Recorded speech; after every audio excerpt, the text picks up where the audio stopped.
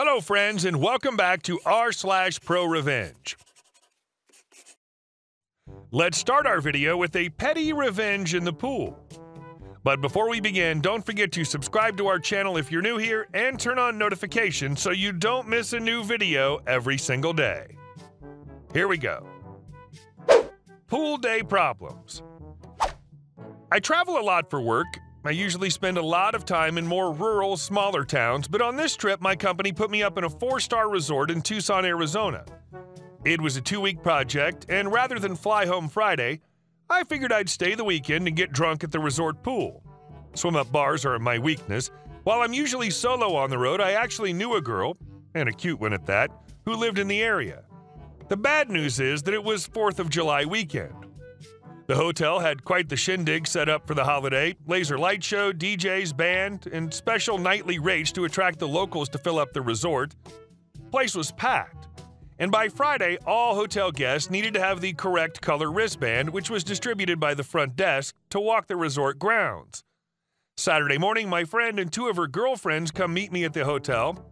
We get down to the pool around 2, and it's a complete crap show. Tons of kids, tons of visibly drunk adults, and not a single empty chair in sight. After a few laps around the pool area, my friend spots an empty chair and we drop off our towels, bags, etc. and head to the swim-up bar. I'm 2 or 3 drinks into my day when one of the girls with me informed us that our chair had been taken over by a group of preteen girls. All of us head over to the chair and I see all our crap has been thrown off the chair. "Why did you throw all of our stuff on the ground? We've been here all day. Did you have anything indicating that you were saving this chair?" "No, but whatever, we were here first." My friend starts to argue with the preteens, but I don't care enough to stick around to see who wins the bee-off. Back to the bar I go. A few minutes later, one of the preteens, who I guess didn't recognize me, swims up to her mom, who incidentally is sitting next to me at the bar. I overhear their conversation where she said her chair was stolen. Her mom goes on an alcohol-fueled rant where she promised to kick those sluts' butts and stand up for what was rightfully hers. I was about to interject and explain the actual adult side of the story when I noticed something and called over the bartender. "Sir, I need your help. Can you call security?" "Sure, what's the issue?" "This lady and her group do not have wristbands on." The lady had a look of sheer terror. I smiled. I got 4 seats by the pool when they were all escorted off the property. I love this story. No need to fight with preteens when you can act like the adult you are and take down the bad example at the same time. And our second story. Bully landlord gets her just desserts. I had a small bakery and rented a space in a boutique shopping center that offered businesses all run by women. The landlord was super religious, so were most of the other business owners. I live in the South, it's expected. I'm an atheist. Being in the South, I kept it very quiet and never said anything about her religiosity. I had a great relationship with everyone at the shopping center, including my landlord, until about 10 months into my 1-year lease, when a woman who wanted my space found out about my atheism and outed me to the landlord. Cue a sharp decrease in the amount of business from other vendors, sudden loud religious music being played in the common areas of the center, which I could hear through my windows and closed door. Then a 25% rate hike to only me after being told that rent would not increase. And finally, when I still didn't leave and instead renewed my lease, a flat-out termination of my lease with no stated reason. The renewal never happened, according to her. In between the rent hike and the lease termination, she apologized to me for treating me badly, saying Jesus wouldn't want her to treat people that way. She said that finding out I was an atheist when she believed me to be a Christian had just really thrown her and she didn't know how to treat me. Everything culminated when she changed the locks on my business door 2 weeks before my lease term was up. I got my keys back, shut down my business, and slowly began moving things out, even though she demanded that I move out immediately. I had put several $1,000s into redecorating the space and getting proper electrical lines run so that I could operate. Over the year, I'd blown all my savings on that business. At the end of my time, I cleaned the space, moved out all my stuff, and left it in better condition than when I moved in. I took lots of pictures at the beginning and end of the lease and documented everything in writing. The person who outed me also had a bakery and promptly moved into my space and changed nothing in the decor. I calmly waited 60 days for a return of my $400 security deposit. I've also been a paralegal for 15 years and took a year-long hiatus to try to run this business. On the 61st day, I had an attorney in my firm write a letter to the landlord demanding the statutory amounts owed to me, $1,400. What I got in return was a call from her lawyer to mine telling me to back off and that if I attempted to get my security deposit back, they'd call my boss and get me fired, and they would sue me for defamation for a comment I'd made on my personal Facebook saying that I thought my lease was terminated because I was an atheist. So I waited the required time frame and filed suit for the $1,400 plus attorney fees. They promptly countersued me for defamation, fraud, and a whole racket of other things and wanted $10,000 at a minimum. They claimed that I'd caused significant damage to the property and that I'd stolen items that belonged to the landlord. I quietly waited for them to prosecute the case. They do nothing. After about 5 months, they offer me $400 to settle. I tell them to F off. Several more months pass, no discovery, no hearings, nothing.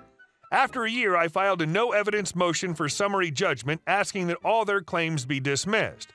They didn't respond, judge granted my motion. Then I filed a motion for summary judgment for $5,000 in attorney fees plus the $1,400 in statutory damages. I attached pictures, emails, text messages, and all sorts of other proof that every one of their claims relating to why they didn't refund the deposit were complete fabrications. Their attorney called, wanting to settle for $1,000. We told them no way, wanted all $6,400. They didn't respond to my second MSJ. Hearing was scheduled for last Friday. On Wednesday, we get a settlement offer of $4,500. My attorney counters with $5,400. They accept. After 18 months, I got my cashier's check for $5,400 today. I know that she treated me like crap and booted me because I didn't hold the same religious beliefs that she assumed I did. Then she felt like she could get away with stiffing me the $400 deposit. Because of her a-holery, she paid an additional $5,000. And the last most beautiful part? My lawyer was free because I did all my own paperwork, and he just signed off on it and talked to the other lawyer a couple times. Her lawyer definitely not free. I'm glad it's over, and maybe, just maybe, she'll be a slightly better landlord in the future. The thing that bugs me is that in her mind, she's probably not wrong and didn't deserve to lose, but, like some landlords, the Lord works in mysterious ways. And our last story. Fine by me. Years and years ago, I worked at a sporting goods store. This store had a mezzanine all along the edge of the store to display different large items for purchase, usually pool tables, tents, etc. Basically, think of it like a balcony, only indoors and without a guardrail. We had just gotten a new GM, known henceforth as Ratface. Ratface came from a smaller, lower traffic store. Ratface wanted a promotion and was an utter a-hole to work for. The day our district manager was set to show up for an inspection, Ratface decided the store needed a change.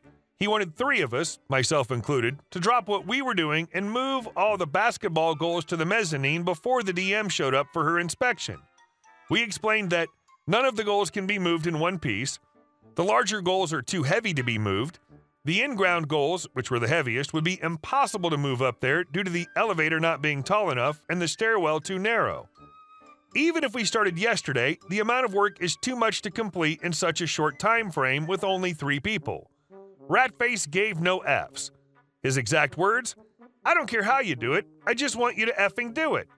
Message received, loud and clear. We set out to detach the bases from the portable goals, and while the water drained from the bases, we detached the backboards. With the portables broken down into 3 pieces, we could just barely fit them into the lift. And the easiest part of the job was done, though it was also very time-consuming. The hard part would be getting the large, heavy in-ground goals up there. We removed the backboard off one of them, which weighed about 150 pounds, and we started thinking of how to get the pole up where Ratface wanted it. The pole, by the way, took 2 of us to get off of the bolts. The thing had to have weighed at least 500 pounds and was unwieldy as F. The only thing we could think of doing was using rope to haul it up using the trusses on the ceiling. The idea seemed super dangerous for the store, the customers, and us employees, so we approached Ratface one more time to give him a chance to reconsider. He did not. We got the pole about halfway up when the DM came in, saw us, and immediately started screaming at us to stop. We lowered the pole back down to earth, tearing a decent-sized gouge into the wall in the process. Ratface heard the commotion and came running out of his office. He wasted no time in throwing us under the bus. "What are you guys doing? Cheese and rice? I just asked you guys to spruce the place up a bit for the inspection. Why would you do this?" All three of us looked at each other while saying in unison, "Because you asked us to." And the head of the bike department added, "Yeah. And I believe your exact words were, 'I don't care how you do it, I just want you to do it.'" Ratface went to interject, but the DM cut him off. She asked Ratface, with the rage of 1,000 soccer moms, "Are you a liar or are you incompetent? Do you honestly expect me to believe you had no idea this was happening? This work had to have taken at least 3 hours. Are you saying you didn't walk the store for at least the last 3 hours today?" Ratface sheepishly replied, "Well, no, I walked the store." "So you're a liar then. And to make matters worse, you're trying to pass the buck on to other employees who I know for a fact would never do anything like this unless they were told to. Now I want everything put back the way it was yesterday." Ratface told us to start putting everything back, but our heaven-sent DM had other plans. "No, you made this mess, you clean it up. I don't care if you have to stay past midnight tonight. These young men are going to finish their shifts and go home on time. I'm coming back tomorrow, and if those goals aren't back exactly where they should be, so help me." To this day, I've never seen a man more defeated than Ratface was in that moment.